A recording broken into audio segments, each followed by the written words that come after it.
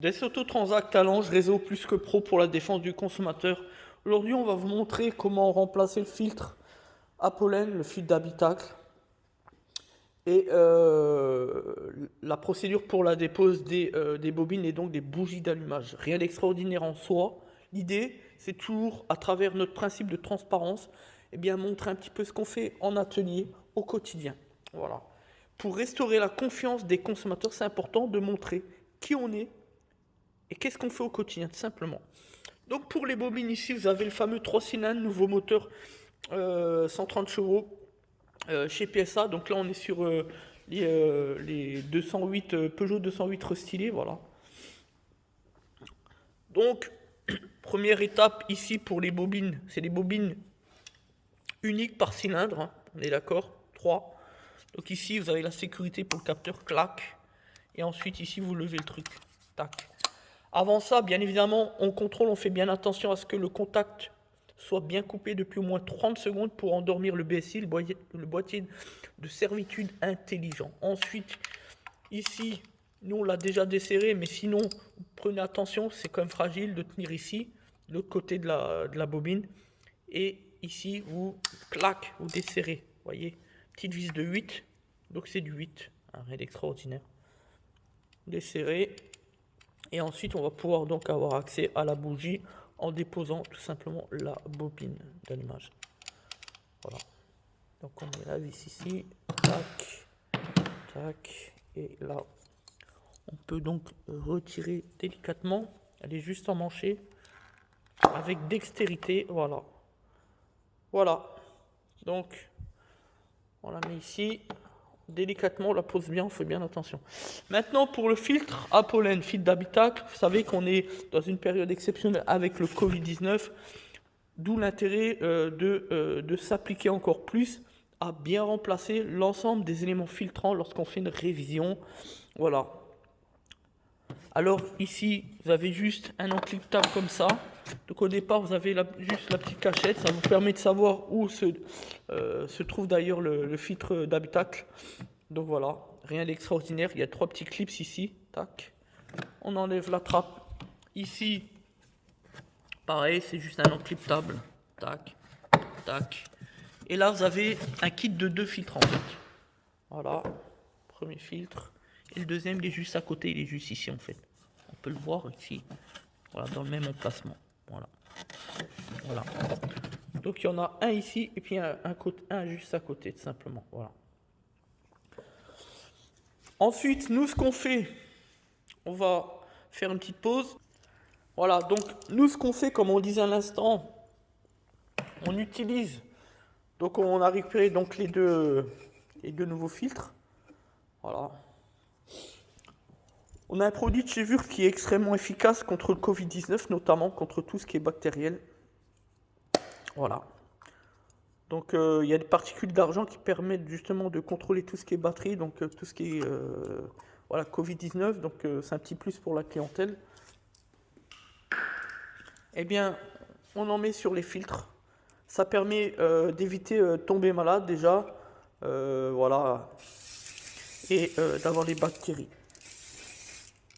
Donc là, le premier, le second, puis en plus ça sent bon, donc tout est bon. Voilà, on en met un petit peu sur chaque filtre. Et ça fait du bien et ça protège contre les maladies, etc., contre les bactéries. Et après, il n'y a plus qu'à reposer naturellement les 2 filtres dans leur emplacement. Rien d'extraordinaire là encore.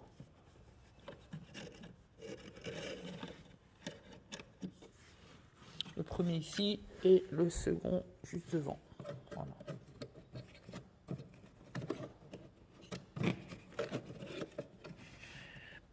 Tac, tac. Voilà. Voilà. Maintenant on renclipe. Tac. Et enfin on termine. On met bien en place.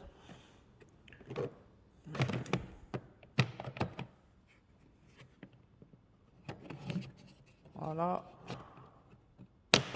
Voilà. Voilà. On encrypte bien. Voilà, parfait. Faites bien attention que ce soit bien mis. Voilà.